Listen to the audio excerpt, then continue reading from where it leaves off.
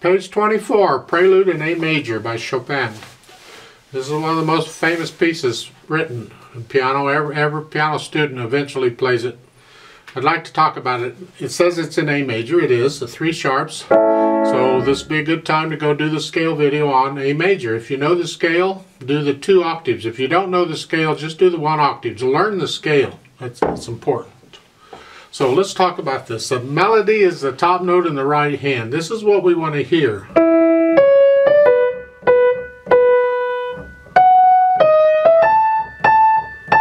And the rhythm, this rhythm, 3/4 time with a pickup beat, so it comes in on beat 3. But this dotted rhythm here is on 1 beat. So the C sharp is on beat 1, the B is on beat 2. Leave out the 16th note, it's this. Then you put in the 16th notes, 1 ienda, 2 ienda. 1 ienda, it comes in on the up. 1 ienda, 2.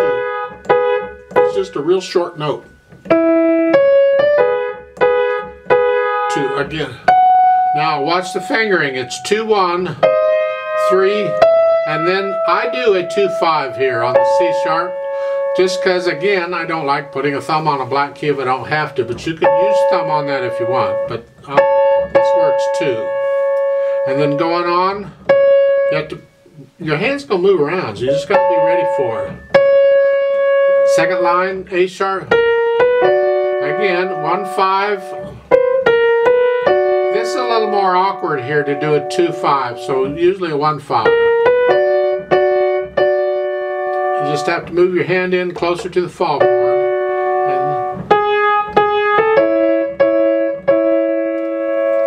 Notice on that 3rd measure, the 2nd line, they give a natural sign in front of the A. It's in parentheses. I'd like you to understand all this stuff you're seeing. The reason they're doing that is they're just being nice to you and reminding you that it's an A natural. It's an A natural anyway. They don't need the natural sign. But they're doing this because in the measure before there was an A sharp. And they're just reminding you, oh, by the way, that A sharp only applies to that measure. Because once we cross that bar line, it doesn't apply anymore. So it's an A natural. Some publishers won't do that. You won't get it, and you'll just have to know it. So let's hear. The 3rd line. Come up here, watch this. They say a 2-3 and then a 1 on the E. That's to prepare you for what's coming. So you just have to be ready, because it happens quick. They're saying 3-5. I like 4-2. It's up to you. It doesn't matter what one this is. So whichever way, 3-5 or 4-2. You have to decide which one, but pick one and stick with it. And then the last measure is an A sharp again. So it's a 1-2-4 or a 1-3-5, depending on which fingering you want.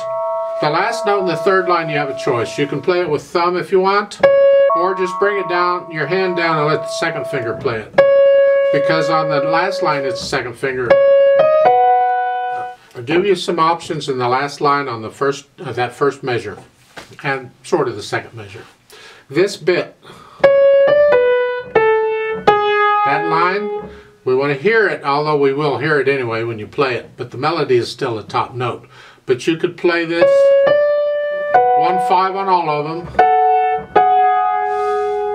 or you could play it on the quarter notes, 1-5, 2-5, 1-5, so you, and then it's a 2-5 on the end. On the left hand, you'd simply have these chords here, and come up here. It's an E, a D, and then here for the. And you just left hand's pretty simple. Keep the left hand out of the way. It's the right hand we're after, because when you put them all together. Now this is a slightly simplified arrangement of it. The real thing has the hands slightly overlapping. Things get really interesting, but here it's not too bad.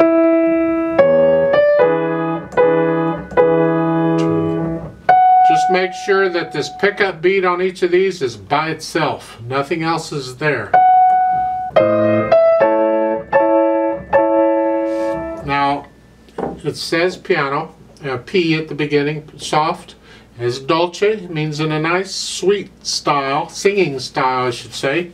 Andante is kind of a nice leisurely pace. It's not fast. You'll find recordings of this all over the place.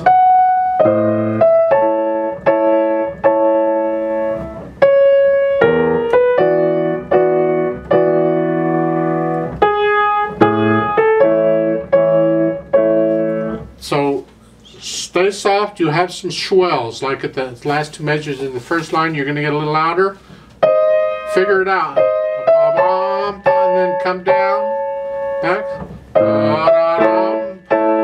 Come down. The second line you get a little. It goes to here. And then third measure at the second line it comes down.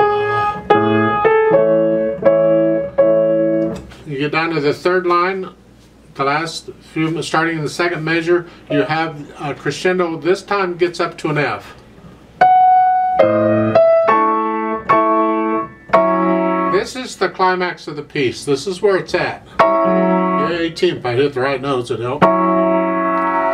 Now you immediately medium soft. Now you're soft, which is softer than that. And then a retardando, so you're going to slow down slightly to the end. And then on top of that, we got to add the pedal. So let's talk pedal. I'm going to push the pedal down right after I play the notes. I'm going to leave it down to when the hands come up after on the half note, pedal comes up with them. It's a new phrase. We want just a little silence before we play the F sharp. So it's here. Then push the notes down and then the pedal. Lift the pedal up with the hands. It's a new phrase. Here, second line. Again, each time lift the pedal up with the hands so we get a little silence. Oh, look at the third line, it's a little different. The first two measures are pretty much the same. But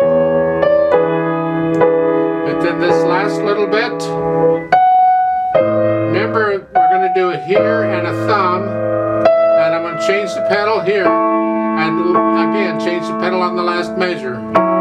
Because the harmony changed, so we changed the pedal and then lift up and go on.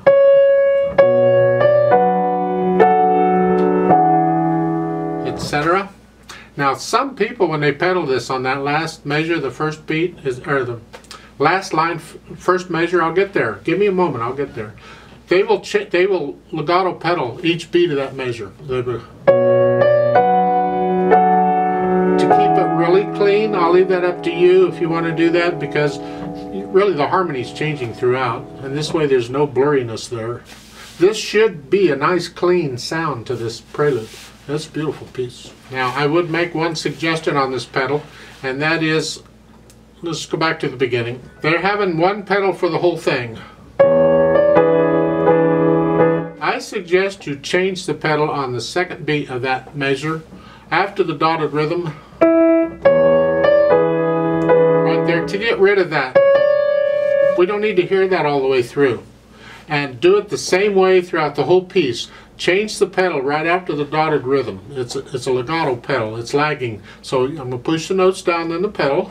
And then when I push the second beat, the notes in the second beat down, I'm going to change the pedal after I play the notes. I'm going to do that every time.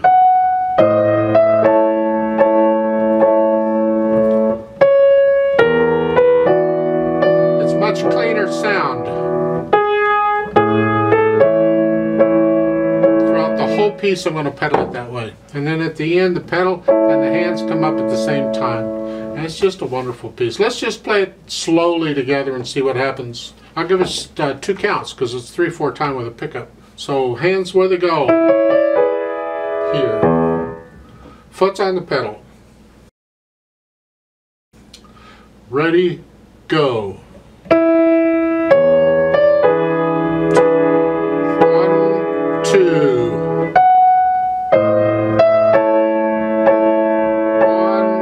2.